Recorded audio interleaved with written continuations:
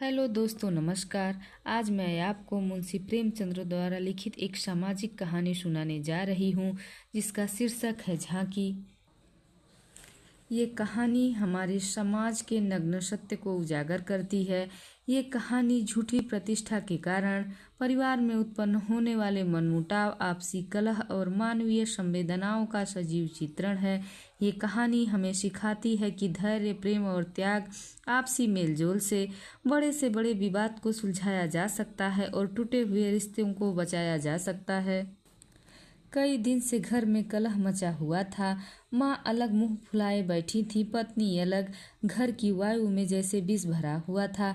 रात को भोजन नहीं बना। दिन को मैंने स्टोव पर खिचड़ी डाली, पर खाना किसी ने नहीं खाया।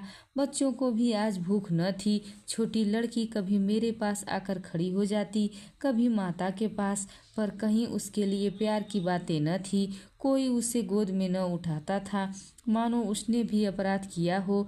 लड़का शाम को स्कूल से आया, किसी ने उसे कुछ खाने को न दिया, न उससे बोला, न कुछ पूछा।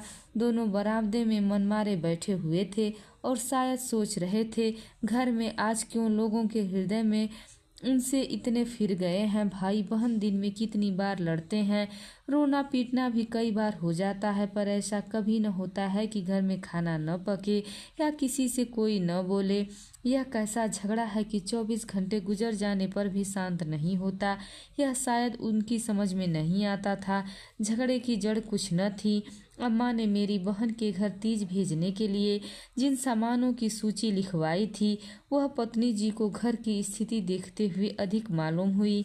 अम्मा खुद समझदार हैं, उन्होंने थोड़ी बहुत काट छाँट कर दी थी, लेकिन पत्नी जी के विचार से और काट छाँट होनी चाहिए थी।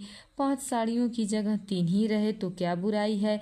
खिलौने इतने क्या होंगे, इतनी मिठाई की क्या जरूरत। उनका कहना था, जब रोजगार में कुछ मिलता नहीं, दैनिक कार्यों में खींचतान करनी पड़ती है।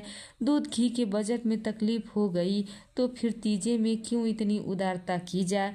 पहले घर में दिया जलाकर तब मस्जिद में जलाते हैं, यह नहीं कि मस्जिद में तो दिया जला दें और घर में अंधेरा ही पड़ा रहे। बस इसी बात पर सास बहू में तकरार हो गई। फिर साखें फूट निकली।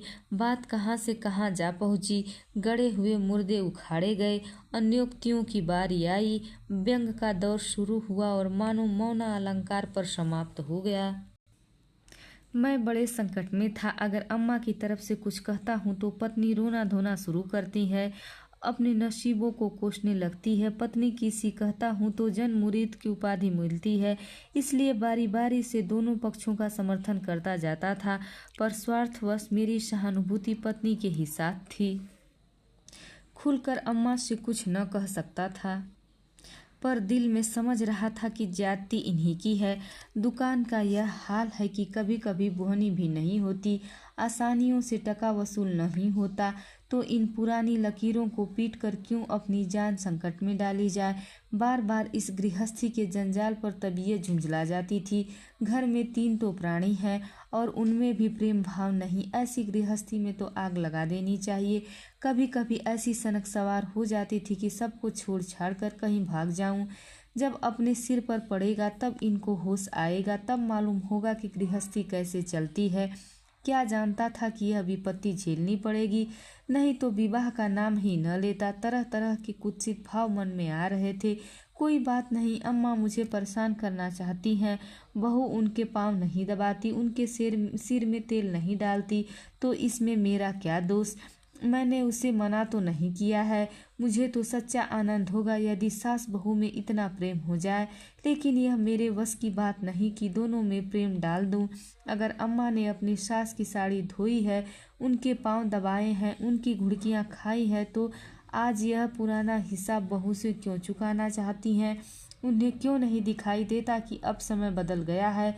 बहुएं अब भयवश सास की गुलामी नहीं करती। प्रेम से चाहे उनके सिर के बाल नोच लो, लेकिन जो रोब दिखाकर उन पर शासन करना चाहे तो वह दिन लद गए। सारे शहर में जन्माष्टमी का उत्सव हो रहा था। मेरे घर में संग्राम छिड़ा हुआ था। संध्या हो गई थी, लेकिन घर पर अंधेरा पड़ा हुआ था। मनहूसियत छाई हुई थी। मुझे अपनी पत्नी पर क्रोध आया। लड़ती हो लड़ो, लेकिन घर में अंधेरा क्यों कर रखा है। क्या आज चिराग घर में नहीं जलेंगे? पत्नी ने मुंह फुलाकर कहा, जला क्यों नहीं लेते, क्या तुम्हारे हाथ नहीं है? यह सुनकर मेरी देह में आग लग गई। बोला, तो क्या अब जब तुम्हारे चरण नहीं थे इस घर में तब चिराग न जलते थे? अम्मा ने आग को हवा दी। नहीं, तब सब लोग अंधेरे में ही पड़े रहते थे। पत्नी को अम्मा की इस टिप्पणी ने जामे से बाहर कर दिया। बोली, जलाते होंगे मिट्टी की कुप्पी, लालटेन तो मैंने देखी ही नहीं।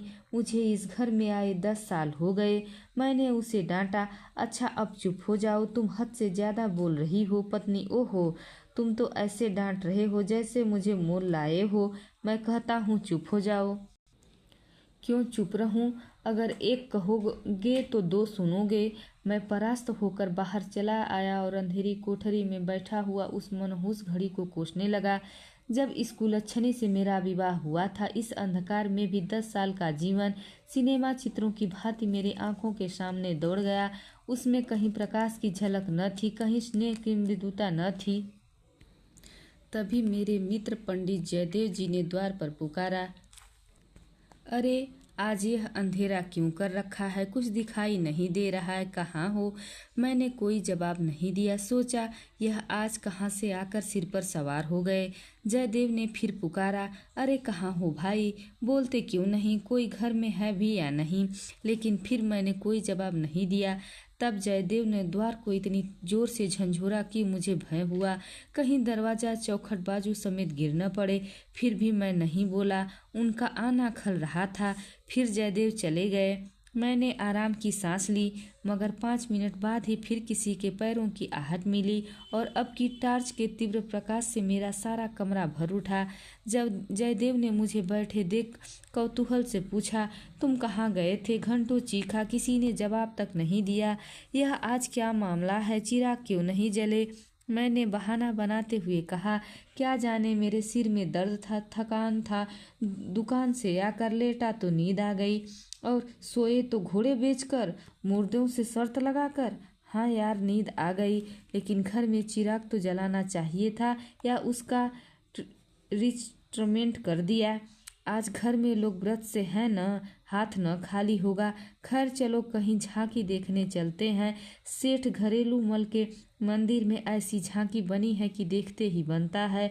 ऐसे ऐसे शीशे और बिजली के सामान सजाए हैं कि आंखें झपक उठती हैं। सिंहासन के ठीक सामने ऐसा फव्वारा लगाया है कि उसमें से गुलाब जल की फुहरें निकलती हैं। मेरा तो चेला मस्त हो गया, सीधे तुम्हारे पास दौड़ा आ रहा हूँ। बहुत झांकियाँ देखी होंगी तुमने, लेकिन यह और ही चीज़ है। आलम फटा पड़ता है। सुनते हैं दिल्ली से कोई चतुर कारीगर आया है, उसी की यह करामात है। मैंने उदासीन भाव से कहा, मेरी तो जाने की इच्छा नहीं है भाई, सिर में जोर का दर्द है। तब तो जरूर चलो, दर्द भाग न जाए तो कहना। यार तुम तो बहुत जिद करते हो। इसी मारे मैं चुपचाप पड़ा था कि किसी तरह यह बला टले, लेकिन तुम सिर पर सवार हो गए। कह दिया मैं न जाऊंगा। मुझ पर विजय पाने का मेरे मित्र को बहुत आसान नुस्खा है। यूं हाथापाही, धींगा मुश्ती, धौल धप्पे में किसी से पीछे रहने वाला नहीं हूँ, लेकिन किसी ने मुझे गुदगुदाया और मैं परास्त हुआ। फिर मेरी कुछ नहीं चलती। मैं हाथ जोड़ने लगता हूँ, घिघियाने लगता हूँ और कभी कभी रोने भी लगता हूँ। जयदेव ने कहा, अन्य वही नुस्खा आजमाया और उसकी जीत हो गई। संधि की वही शर्त ठहरी कि मैं चुपके से झांकी देखने चल गया। सेठ घरेलू मल उन आदमियों में है जिनका नाम प्रातः ले लो तो दिन भर भोजन न मिले। उनके मक्खी चूसने की सैकड़ों ही दंत कथाएं नगर में प्रचलित हैं। कहते हैं एक बार मारवाड़ का एक भिखारी उनके द्वार पर डट गया कि भिक्षा लेकर ही जाऊंगा। सेठ जी अड़ गए कि भिक्षा न दूंगा, चाहे कुछ भी हो। मारवाड़ी उन्हीं के देश का था। कुछ देर तो उनके पूर्वजों का बखान करता रहा, फिर उनकी निंदा करने लगा। अंत में द्वार पर लेट गया। सेठ जी ने रत्ती भर परवाह न की। भिक्षुक भी अपनी धुन का पक्का था। सारा दिन द्वार पर बेदाना पानी पड़ा रहा और अंत में वहीं मर गया। तब सेठ जी पसीजे और उसकी क्रिया कर्म इतनी धूमधाम से की कि बहुत कम किसी ने की होगी। भिक्षु का सत्याग्रह सेठ जी के लिए वरदान हो गया। उनके अंतःकरण में भक्ति का जैसे स्रोत खुल गया। अपनी सारी संपत्ति धर्मार्थ अर्पण कर दी। हम लोग ठाकुर द्वार में पहुंचे। वहां दर्शकों की भीड़ लगी हुई थी, कंधे से कंधे छिलता था। आने जाने के मार्ग अलग थे। फिर हमें आध घंटे के बाद भीतर जाने का अवसर मिला। जयदेव सजावट देख देख कर लोटपोट होते हुए हो रहे थे, पर मुझे ऐसा मालूम होता था कि इस बनावट और सजावट के मेले में कृष्ण की आत्मा कहीं खो गई है। उनकी वह रत्न जड़ित बिजली से जगजमाती मूर्ति को देखकर मेरे मन में ग्लानि उत्पन्न हुई। इस रूप में भी प्रेम का निवास हो सकता है क्या? मैंने तो रत्नों में दर्प और अहंकार ही भरा देखा है।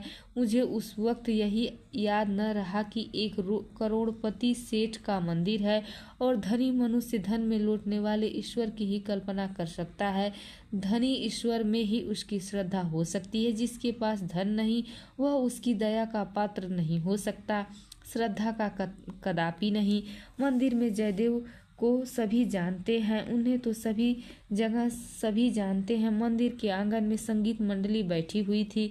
केलकर जी अपने गांधर्व विद्यालय के शिष्यों के साथ तंबूरा लिए बैठे थे। पखावन, सितार, सराद, बीड़ा और जाने कौन कौन बाजे बजे, जिनके नाम भी मैं नहीं जानता, उनके शिष्यों के पास थे। जयदेव को देखते ही केलकर ने पुकारा, मैं भी तुफैल में आ बैठा। एक क्षण में गत शुरू हुई समा बध गया। जहाँ इतना शोरगुल था कि तोप की आवाज भी न सुनाई देती, वहाँ जैसे माधुर्य के उस प्रवाह ने हर किसी को अपने में डुबो लिया। जो जहाँ था वही मंत्र मुग्ध सा खड़ा था। मेरी कल्पना कभी इतनी सचित्र और सजीव न थी। मेरे सामने न वह बिजली की चकाचौंध थी, न वह रत्नों की जगमगाहट, न वह भौतिक विभूतियों का समारोह। मेरे सामने वही यमुना का तट था, गुलमलताओं का घूंघट मुंह पर डाले हुए, वही मोहनी उगाएं थी, वही गोपियों की जल क्रीड़ा, वही बंसी की मधुर ध्वनि, वही शीतल चांदनी और वही प्यारा नंद किशोर, जिसके मुख छवि में प्रेम और वात्सल्य की ज्योति थी, जिसके दर्शनों से हृदय निर्मल हो जाते थे। मैं उसी आनंद विस्मृति की दशा में था कि कंसर्ट बंद हो गया और आचार्य केलकर के एक किशोर शिष्य ने धुरपद आलापन शुरू किया। कलाकारों की आदत है कि शब्दों को कुछ इस तरह से तोड़ मरोड़ देते हैं कि अधिकांश सुनने वालों की समझ में नहीं आता कि क्या गा रहे हैं। इस गीत का एक भी शब्द मेरी समझ में न आया, लेकिन कंठ स्वर में कुछ ऐसा मादकता भरा लालित्य था कि प्रत्येक स्वर मुझे रोमांचित कर देता था। कंठ स्वर में इतनी जादू शक्ति है, इसका आज मुझे कुछ अनुभव हुआ। मन में एक नए संसार की सृष्टि होने लगी, जहाँ आनंद ही आनंद है, प्रेम ही प्रेम, त्याग ही त्याग। ऐसा जान पड़ा दुख केवल चित्त की एक वृत्ति है, सत्य है केवल एक स्वच्छ करुण भरी कोमलता। जैसे मन को महसूसने लगी, ऐसी भावना मन में उठी कि वहाँ जितने सज्जन बैठे हुए थे सब मेरे अपने हैं। फिर अतीत के गर्व से मेरे भाई की स्मृति मूर्ति निकल आई। मेरा छोटा भाई बहुत दिन हुए मुझसे लड़कर घर की जमा जथा लेकर रंगून भाग गया था और वहीं उसका देहांत हो गया था। उसके पारिवारिक व्यवहारों को याद कर मैं उन्मत्त हो उठता था। उसे जीता पा जाता तो शायद उसका खून भी पी जाता, पर इस समय स्मृति मूर्ति को देखकर मेरा मन उसे मुखारित हो उठा, उसे आलिंगन करने के लिए व्याकुल हो गया। उसने मेरे साथ साथ मेरी पत्नी के साथ, माता के साथ, मेरे बच्चों के साथ जो जो कटु, नीच और घृणास्पद व्यवहार किए थे, वह सब मैं भूल गए। मन में केवल मुझे यही भावना थी, मेरा भैया कितना दुखी है। मुझे इस भाई के प्रति कभी इतनी ममता न हुई थी, फिर भी मन की वह दशा हो गई जिससे विहलता कह सकते हैं। शत्रु भाव जैसे मन से मिट गया था। जिन जिन प्राणियों से मेरा बैर भाव था, जिसने गाली गलौज, मारपीट, मुकदमाबाजी सब कुछ हो चुकी थी, वह सभी जैसे मेरे गले लिपट लिपट कर हंस रहे थे। फिर विद्या पत्नी की मूर्ति मेरे सामने आ खड़ी हुई, वह मूर्ति जिसे 10 साल पहले मैंने देखा था।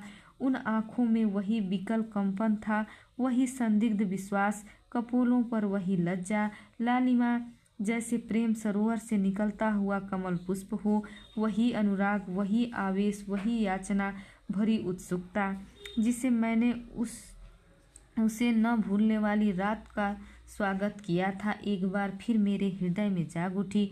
मधुर स्मृतियों का जैसे स्रोत सा खुल गया। जी ऐसा तड़पा कि इसी समय जाकर विद्या के चरणों पर सिर रगड़ कर रोऊं और रोते रोते बेसुध हो जाऊं। मेरी आंखें सजल हो गई। मेरे मुंह से जो कटु शब्द निकले थे वह सब जैसे हृदय में गड़ने लगे। इसी दशा में जैसे ममतामयी माता ने आकर मुझे गोद में उठा लिया। बालपन में जिस वात्सल्य का आनंद उठाने की मुझ में शक्ति न थी, वह आनंद आज मैंने उठाया। गाना बंद हो गया, सब लोग उठ उठ कर जाने लगे। मैं कल्पना सागर में ही डूबा रहा। सहसा जयदेव ने पुकारा, चलते हो या बैठे ही रहोगे। धन्यवाद। प्लीज़ वीडियो को लाइक कीजिए और चैनल को सब्सक्राइब कीजिए।